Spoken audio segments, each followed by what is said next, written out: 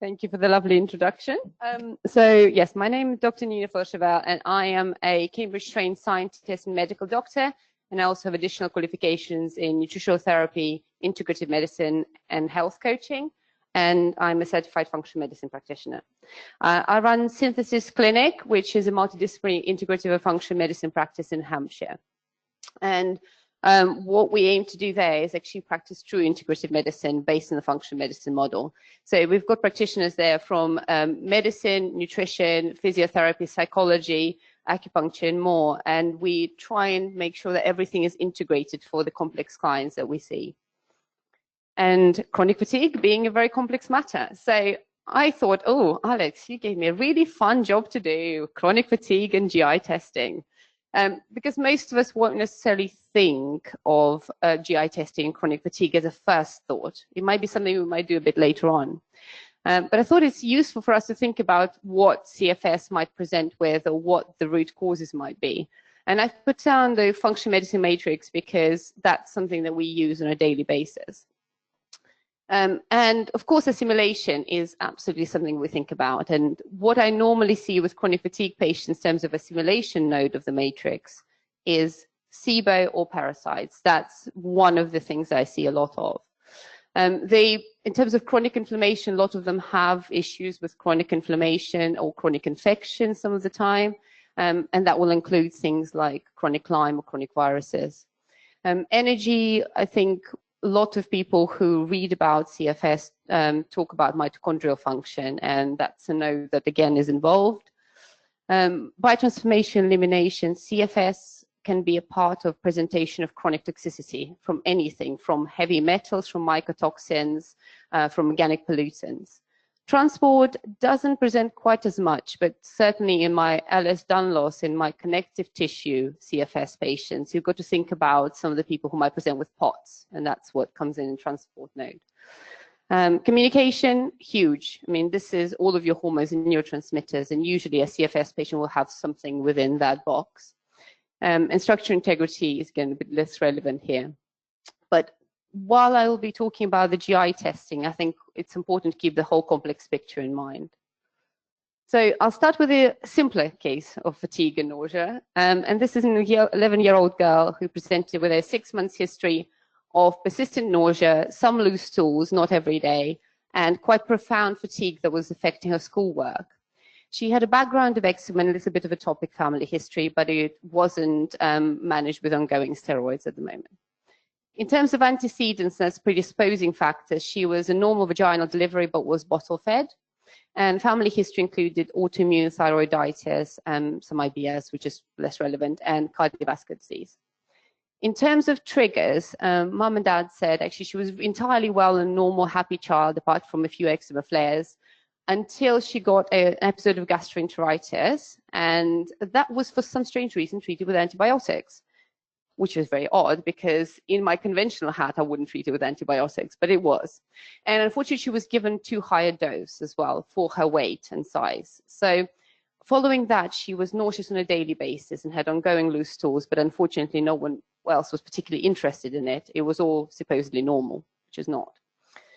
Lifestyle factor-wise, we explored her background of stress. There was some parental discord going on, but more recently, things have calmed down with marital counseling. She had a good fruit and vegetable intake. She actually enjoyed a good variety of foods, which is not always usual for an 11-year-old. But she had still a fair amount of processed food and refined sugar. The bloods were generally normal from the GP side of things, but she was still profoundly fatigued and nauseous every day. So we did the GI effects, and that's what came out. We've got blastocystis hominis, we had elevated fecal fats, low short-chain fatty acids, and low butyrate. But there's far more than that going on. So when we look at her first page, again, it's quite clearly, you can see that her phospholipids were actually extremely high. So she had definite fat malabsorption. She didn't grow very well in the last sort of 6 months since having this episode. So they came to see me 6 months after the original inciting trigger. In terms of inflammation immunology, that was nice and quiet. She had low short-chain fatty acids. And here are her commensals, which is interesting. So things to note here, if you look at the patterns, the Ruminococcus species is low. That's not uncommon in diarrhea, and I'll show you one of the studies that talks about that. Ruminococcus is one of our key acetate producers, so it's a very important bacteria for taking resistant starch in our diet and converting it to acetate, which is part of the short-chain fatty acids. Otherwise, there's actually not as much going on. In terms of looking at further up, Butyrvibrio is a bit low, and Pseudoflavonifracta is on the higher end of the spectrum. When we look at the Genova matrix, which I think we will in a minute, I'll just go through this bit. Ruminococcus being low and Pseudoflavonifracta being high is actually associated with chronic fatigue syndrome in their cohorts. In terms of additional things, there wasn't actually a whole lot there apart from Pseudomonas at 3+. Pseudomonas is a tricky bacterium because it forms biofilms. So some of the cases can be quite hard to treat and they might require biofilm disruptors. So, blastocystis, I thought we'd talk a little bit more in detail about it because I know a few people have mentioned it. I know Karen's mentioned it in her presentation.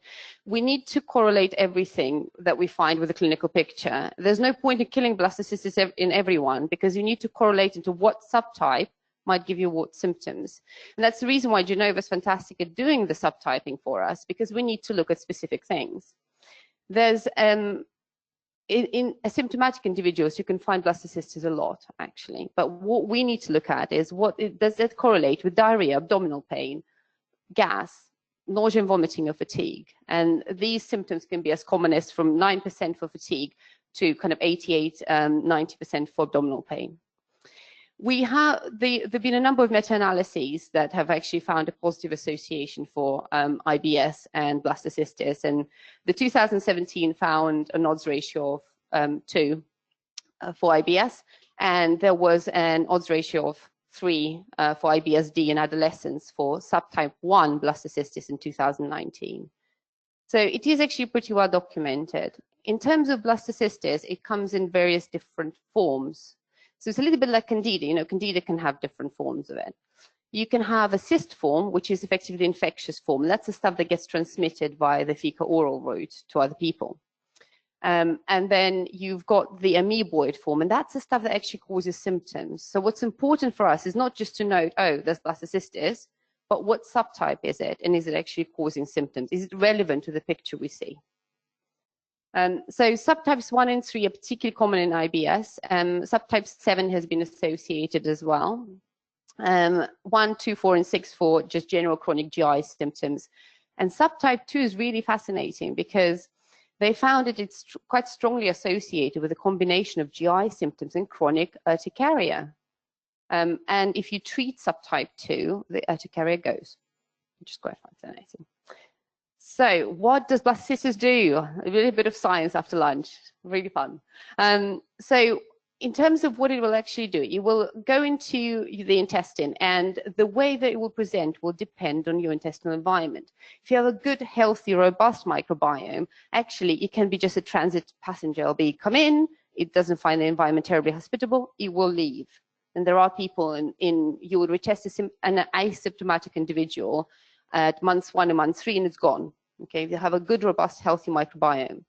So blastocystis is a bit of an opportunist. It lives in places where there's been a gap left. So in her case, she had a good dose of big antibiotics, and it's allowed her to sit there and certainly cause her nausea and possibly her fatigue as well. So what blastocystis will do is it goes and secretes these proteases, these enzymes that break proteins down, and the secretory IgA we've got to protect us in the intestine and the mucosa, it will actually start degrading it. So what that will then do is create a secondary opportunity for some of the opportunistic bugs to grow. So it's a little bit of a chicken and egg situation. If you've got dysbiosis, you're much more likely to keep blastocystis, and then it will create further dysbiosis, and then you're in a loop. The other things that it will do is actually create oxidative damage in the intestinal tract, in the barrier lining of the intestine, and it will increase intestinal permeability and decrease good barrier function. it has been associated with the production of intestinal inflammation. So you can measure things like interleukin 8 in patients with blastocystis. So I think it's important for us to realize that this is part of what it will do, because it also helps us think about how we're going to treat the case. So I thought that was quite interesting. So since we're talking about kids here, so we've got an 11-year-old child, let's have a look at how you might treat it and what's in literature about it. So they've taken two groups of kids. They've given one Saccharomyces boulardii 250 milligrams twice a day, and the other lot standard treatment, which is metronidazole. And on day 15, interesting enough, 78% just with Saccharomyces boulardii will get a clinical cure, versus the 67% with the standard antibiotic, which has far more side effects, of course. Then what they've done is, in the last 2 weeks, so waiting from day 15 to 1 month, is they've retested these kids, and anyone who had symptoms still or had cysts present, they retreated it with metronidazole. And look at this. So this clinical cure rates was actually vastly different by 20% between Saccharomyces boulardii pre-treated kids, even after you've given them metronidazole. So I think that's an interesting one. That's the reason why I said to you, you have to consider the whole context of the microbiome, not just Saccharomyces boulardii in isolation. Because by giving something like, blastocystis in isolation, because by giving SB, you actually modulated your microbiome. You've increased your secretory IgA. You've countered half the stuff that blastocystis does. So this is effectively what we did with this particular client. So another thing that's worth us thinking about is, because she had ongoing loose stools, even though they weren't every day, when we have diarrhea, we actually change our microbiome just through the actual flow effect. So what we are finding is that some of the main microbe populations, like Ruminococcus, which you saw was low in this patient, actually collapse by at least an order of magnitude because of the ongoing diarrhea. So by restoring normal stool frequency as well as giving probiotics, we can counter that.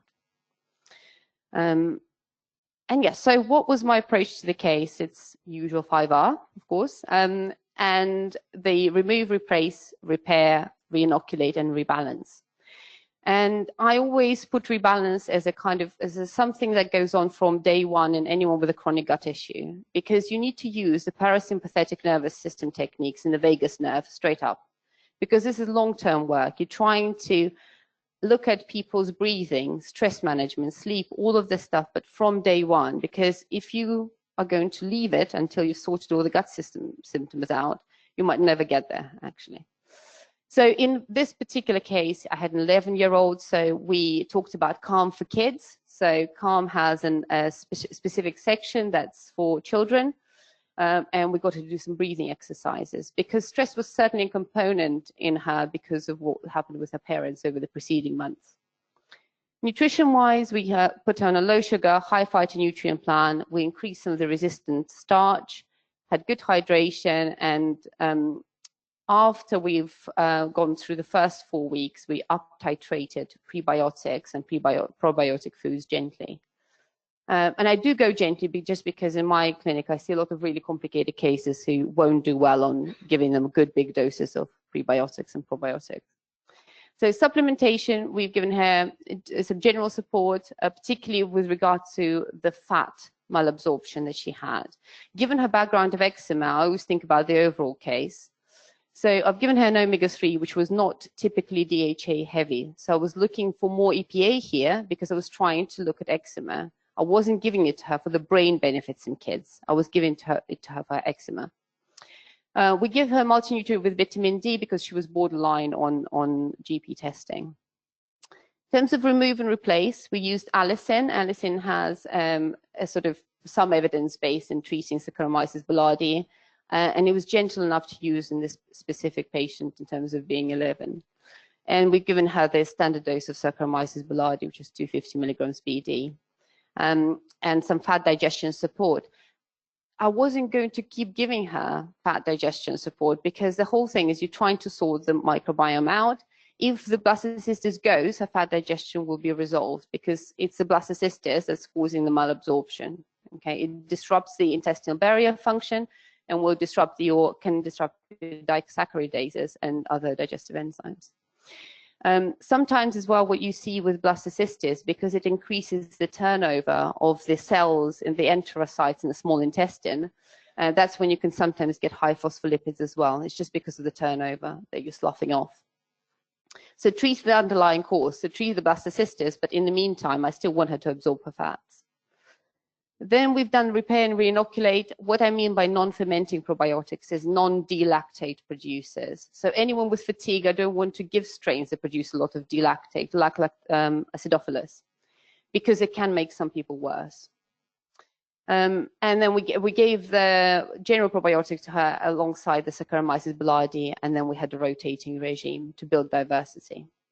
The nausea actually resolved really quickly. I saw her at 4 weeks, but they said within 2 weeks of actually starting her on the food and allicin Saccharomyces boulardii, it was gone within 2 weeks. And then fatigue improved over 8 weeks, and she did her 11 plus without any problems. So that's a kind of smaller case. It was a very specific trigger. It was a very specific parasite. We treated that and things resolved in a satisfactory manner.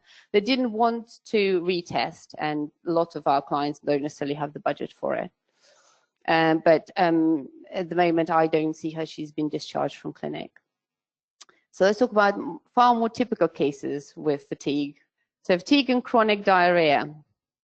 So this was a 63-year-old female who presented with about a 5-year history of chronic loose stools, fatigue, and weight loss. And the weight loss was more recent, over 6 months. She had a background of biliary colic with gallstones and ultrasound. She wasn't keen to have her gallbladder removed and just was managing it with a low-fat diet. She had a heavy antibiotic history, but since the last big broad-spectrum course for chest infection, she really, really struggled with loose stools. And we know that the older you get, actually, the resilience of your microbiome might be affected. And that's why in older patients, we have an increased risk of C. diff in particular. So lifestyle factors, she had chronic stress and anxiety. It was quiet over the last 6 months, but has been ongoing throughout her whole life. Her diet was low fat, but actually very reasonable. In terms of the fruit and vegetable intake, fiber intake, she was doing pretty well on that. And in this particular case, it being complicated, we did some further testing. So salivary cortisol, you can see there's very low DHEA and very low DHEA to cortisol ratio. And she's got a flattened cortisol curve. So you've got an inadequate CAR and you've got a flattened cortisol curve. Again, very not uncommon with patients with chronic fatigue. Blood showed vitamin D deficiency. You've seen the HPA dysfunction, and she also tested positive for hydrogen SIBO. So that's much more typical chronic fatigue patient, as in got everything going on. So this is what came back. So positive fecal occult blood, so straight up referral to GP for a clear, well, luckily she had a clear colonoscopy. But that's something that we always need to be aware of. If you've got this test back and someone's presenting with a weight loss, I mean, for anyone who's a nutritional therapist, you just got to refer back to the GP. And it needs to be an emergency letter on a 2-week wait. So you don't wait to write this letter until a week or two after clinic. This needs to be phoned in sometimes. Luckily, she had a clear colonoscopy, but what did turn up was diatomea fragilis, and we'll see the commensal imbalance in a minute.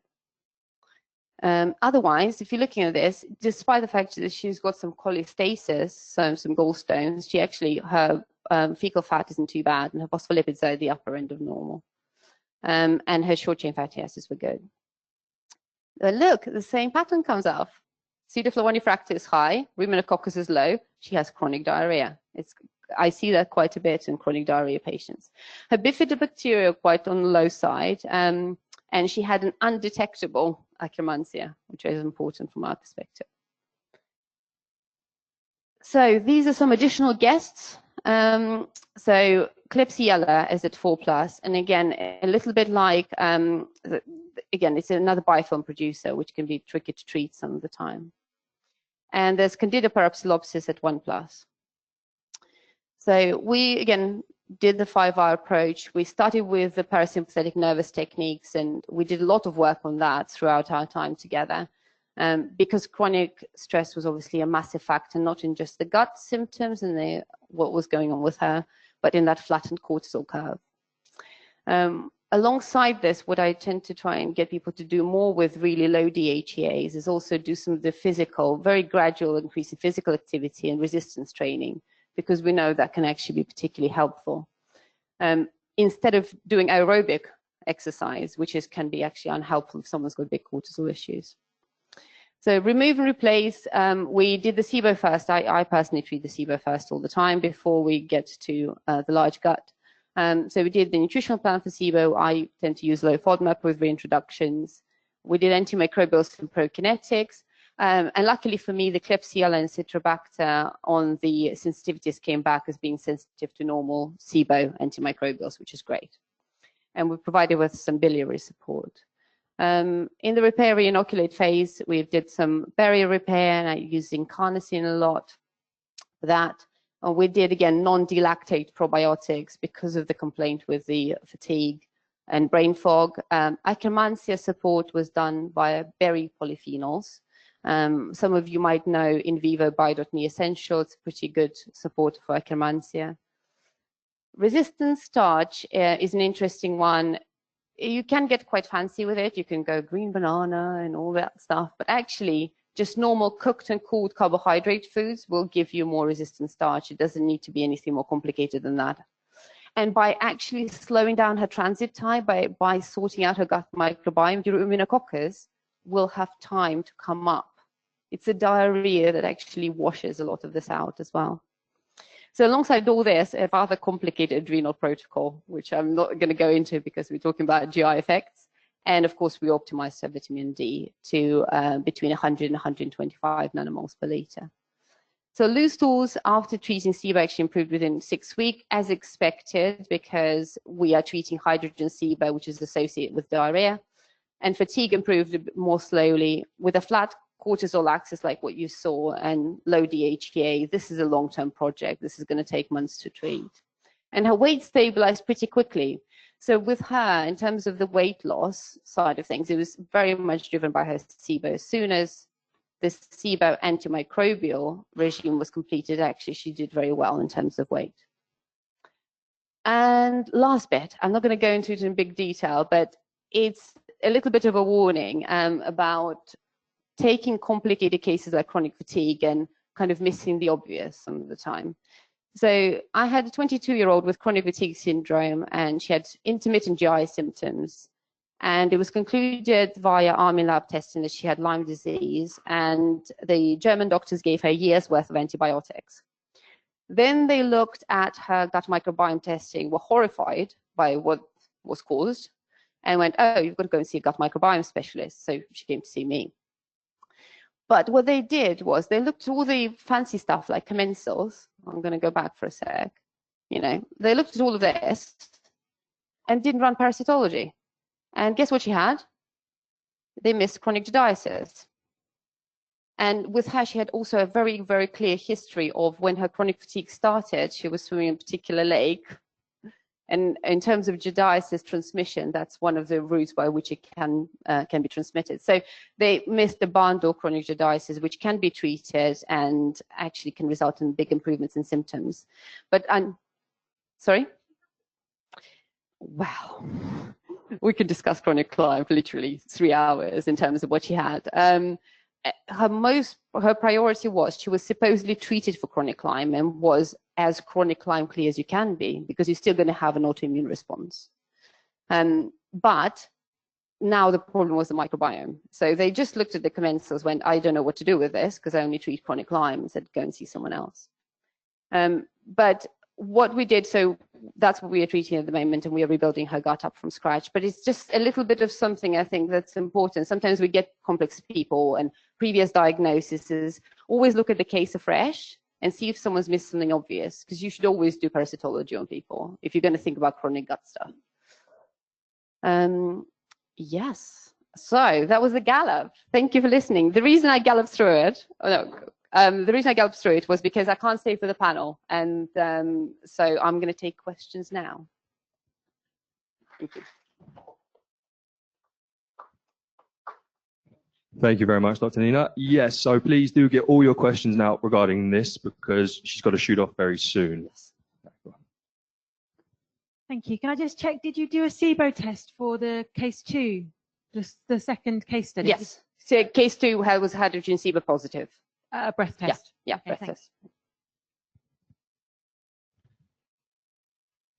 Thank you very much indeed for the presentation.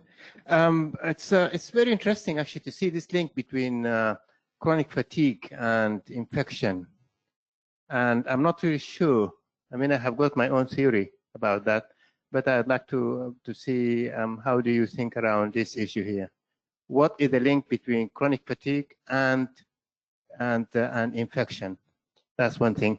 The other thing is I'm really interested in symptoms of nausea in GI infection, because most people will think about the stomach, which is far away from the area of the infection, and still patients have nausea. So how can we explain nausea in these patients? Nausea from a small intestine perspective, certainly we know when we've got pathogens that they can secrete specific things that actually activate the neuronal system. So they will poke the vagus nerve and they will poke the afferents, then that can create symptoms of nausea. So we know that the small intestine is incredibly rich in both mucosal tissue and also nervous system tissue, and that's what the likely mechanism is for the nausea in small intestine issues. In terms of, and we know actually it also will change certain neurotransmitters, and again that can affect both the transit time, but it can be potentially linked to some of the feelings of nausea. Infection and chronic fatigue, I mean, I hate chronic fatigue as a bucket. It's just a bucket of we have no clue, really. I mean, I think most of you will agree with me. It tells me nothing about what the patient pathophysiology is. It tells me someone's fatigued. Well, thanks. That is not really helpful. So in some cases, that's why I'm going back to the matrix, is it may be chronic infection, but it might be something different. It can be driven by chronic dysbiosis, which is not an infection. It can be driven by Lyme. It can be driven by chronic viruses. It can be driven by millions of different things. You have to assess it on a case-by-case basis and decide what's relevant to the individual.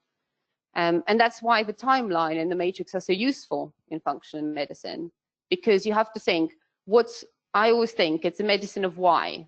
Why this patient presenting like this and why now? I think there is another theory regarding the mitochondria.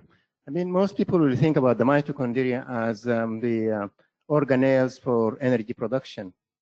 But on the other hand, the mitochondria are also the organelle for, like, say, sensing the environment around the person. And then they would take one side or the other side, whether they are the person or the organism is under attack. And then the mitochondria will change, obviously, from producing energy to protecting the person rather than producing energy. And this is my feeling actually around the connections between the two things. And that actually brings us to the how would you treat? I mean, would you treat the infection? And I think probably that is sensible here. Or would you treat something else which is contributing to the infection? It depends. It depends entirely on the case. So if I see an obvious bond or acute infection or something I can treat easily, I will treat the infection.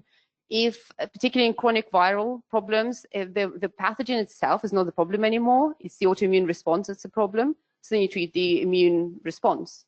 If someone is functionally immunosuppressed, then you treat the immune system alongside treating the pathogen.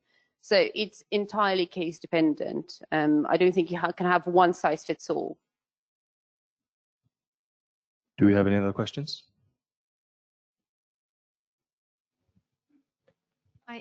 Which parasympathetic nervous system techniques do you recommend? Aha, my favorite. Which parasympathetic nervous system techniques do you use? My favorite is breathing, because people would get out of you doing anything about their parasympathetic, because they will basically go, you know, in clinic, I get really good compliance with food most of the time, get good compliance with supplements, get relatively good compliance with physical activity, and then anything parasympathetic is like bottom. No, I forgot. I didn't really want to do that. So breathing is the first and the most important one because it's the fastest way to switch yourself from sympathetic to parasympathetic. So I use 4-7-8 breathing. We can use box breathing, which is 4-4-4 the way around. You can use deep abdominal breathing, even with kids. So when I get lots of chronic gut issues with kids, you can literally put a little teddy bear on their tummy and get them to blow it out. And it's immediate feedback for them to see how they move their diaphragm. You can do it with anyone really, really young up to people who are older. Mindfulness, obviously, that's something that's very much in the news, very topical right now. Some people won't do it, in which case I give them maybe moving meditations or something else they can do to incorporate into their life. And just general stress management. I talk to people a lot about overwhelm and boundaries because that's the stuff you're trying to prevent their sympathetic being chronically over-triggered. And just one more question. Which prokinetics do you tend to use? Ooh, we could spend lots of time doing it. Depends on the patient. So I, obviously, as a doctor, I've got a different range. So I can sometimes use medication. So I use precalpride a fair bit. But whenever possible, I try and stick with, you know, with natural means. MMCEs is pretty good from London Clinic of Nutrition. I like that. That's basically a Iberogast minus, if that makes sense. So I like that. Other prokinetics are interesting. So I don't tend to use the other formulas quite as much. I can use ginger in higher doses, which is useful. Some of the other formulas like Bio.me Kinetic have 5-HTP, and a lot of my clients are on antidepressants. So it's a serotonin syndrome risk, which I don't take. Even though the dose is small, it's just not something I'm willing to do in my personal practice. But yeah, MMCE is a standard. If someone is particularly hell-bent on pharmaceuticals, I will use precalpride. And then if someone's off antidepressants, I can use Bio.me Kinetic. I've got a question. Hi. Sorry. Hi, over here. There we go. With blastocystis, Yes. so Saccharomyces boulardii obviously works really well. Would you use that for all subtypes? At the moment, the evidence is that it works pretty well. So they've done it in kind of non-subtype trials. So I will use it in all subtypes because particularly with anything like loose stools, because it does multiple jobs for me anyway. It is a modulator of the gut microbiome, so it increases the beneficial bacteria anyway. So even if I treat the blastocystis of, I don't know, type 5, but I wouldn't then give antimicrobials for blastocystis. So allicin in case 1 was an antimicrobial for that purpose. I use gentle antimicrobials with kids because you don't want to give them good hulking doses of anything else. And I find actually it works really, really well. Other things you can use for blastocystis can be ginger is useful because ginger is fantastic. It's prokinetic, it's a bit of a bitter. It decreases oxidative stress that blastocystis puts on the system. And kind of is very mildly antimicrobial. So you can use that as well. And then what about DF as well? DF, yes. So DF, they quite often go together, don't they? You quite often see them. They do. And actually, so diantamoeba has and we kind of glossed over it in her particular case because there were far bigger fish to fry in her case than diantamoeba because of everything else that was going on. You know, you've got hydrogen SIBO, you've got flattened cortisol, and you've got all sorts of other stuff. Diantamoeba actually has, in evidence-wise, has less solid connection to IBS type symptoms. So that's something for us to be aware of. So if we're referring back to GPs or talking to people about it, literature actually shows a much more of a tenuous link compared to blastocystis. I tend to use a very similar approach, actually. If I can make the microbiome strong and the host immunity strong, I will make it an hospitable environment for diantamoeba to survive. So I don't give giant big anti-protozoals for any of this stuff. I actually just work on the microbiome, restoring that balance. Okay, great, thank you. Hi, Nina. Can you say which multivitamin your children respond best to, or that you like to use? Ooh, good question. I quite like Dr. Merkel's one. It's an Evolution Organics. It's a nice one, and you can updose with older children. There's a couple of different ones. It just depends on what flavor they like as well. It's because, you know, some of the standard ones are orange flavor, and I have kids who hate orange, and then I have to then go hunting around for various things. And then you have to consider, again, I see lots of complex kids, so, you know, PANS, chronic gut. Then you've got MTHFR to consider. So everything is very individual, but I quite like Dr. Merkel's formula in general. Thank you. I just wanted to ask about LDN therapy. Do you ever prescribe it? I didn't tend to use it. No, not in my practice, because I find there's very many other things I can use and I can use safely and has just as much of a benefit. So no, I don't use LDN myself. Okay, and just another one quickly. I know you mentioned about blastocystis hominis. I've been finding that some of my colleagues, actually not me, have found that they've come across resistant blastocystis hominis with the Saccharomyces and even metronidazole. Any thoughts? Because obviously it can be considered commensal bacteria, but may not be, may be causing a problem. Do you just concentrate on restoring the microbiome rather than trying to get rid of it? It's very case dependent. So I have a case at the moment who's very clearly symptomatic with it, and actually in his case we did tinidazole.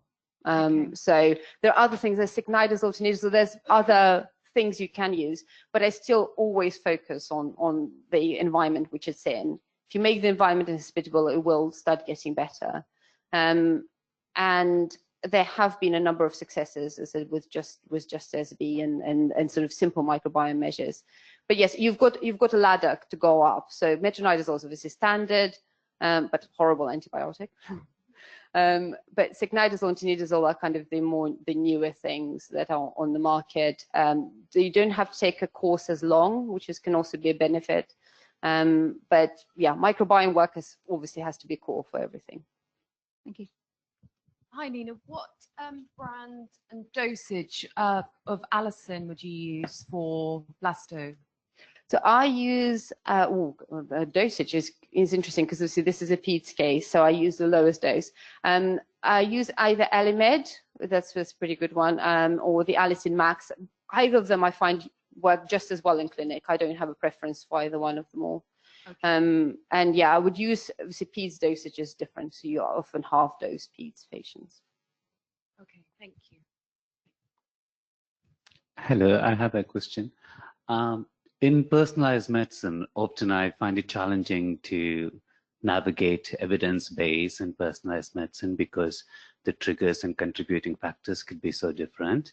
And you mentioned 2 meta-analysis. So do you have any favorite journals or any tips on how to actually negotiate when we are looking at evidence base and personalized medicine? When it comes to infections, of course, it's easy to interpret. Mm-hmm. But when it comes to other factors we might be considering, which is contributing to the patient's condition, any favorite journals or scientific databases that you opt to refer to, that would be helpful. So there's a number of journals of integrative medicine that are quite useful because they cover a whole gamut of things. So I like that. So there's a journal of integrative medicine. I think there's another one that's quite similar. I just use general PubMed, honestly, because I don't have a preferred journal. I'm signed up to a number of different alerts, but when I'm looking to research a case, I'll put my sort of timeline matrix in front of me and then start thinking, okay, right, well, where's the ink? So that's when you think about the matrix. I'm going to go back to the beginning. Sorry, going quickly. Yeah, so where's the ink? What are my triggers? So if I see an acute trigger, I'm going to treat that acute trigger first because you don't want it for it to get embedded. And then where's the ink? If actually all the ink is in, detox and inflammation, then that's what I'm going to treat first. And that's when I'm looking at the evidence base based on what I'm treating. So the reason I wish there was an easy answer, there isn't an easy answer. It takes ages. But it's just general PubMed putting in the stuff that you think is relevant for that particular patient, and you decide. And yes, it is N=1, and though it's not going to be a evidence base for all of the complexities of a case in one fell swoop. But if we're thinking about it, sometimes people get told, oh, there's no evidence base. I'm like, Well, give me an evidence base for polypharmacy that we all practice as doctors, because I can tell you there isn't any. Because guess what? Well, not very much, because most of our trials for a single drug will exclude everybody with comorbidities and multiple medications. So actually, we have a crappy base for polypharmacy anyway, in terms of evidence base. So I think we just got to focus on, if I'm treating X, I know what I'm treating, and I know what I'm treating it with, and that is as evidence-based as it can be, given the constraints that we've got.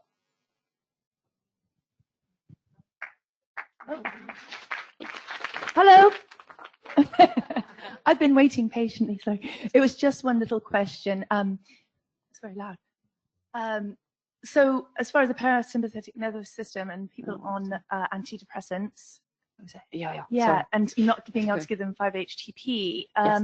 have you had much results with using NEC? I mean NAC, nicotinamide. Sorry, was that? Sorry, NADH. NAD? No, it's All not. of the molecular studies, they find it quite useful, so I've been using Not it. in clinic. I don't find to have Yeah. to reach for it very Okay. often. I find with the other toolkit. The other thing I want to say with the prokinetics, when we think about resistant SIBO cases, that's why it's good to have bigger relationships than just us as well. Because I don't know if any of you might have heard some of the podcasts, but working with a good visceral osteopath can be amazing in recurrent SIBO cases, because you're looking at ileocecal valve function. And some of the times when they keep getting recurrent and they keep grumbling on, and you've kind of done everything you can, it's well worth making that link as well. So because I'm lucky enough, I've got one in my clinic, I don't often have to go searching for anything else at the moment. But it might change. Thank you.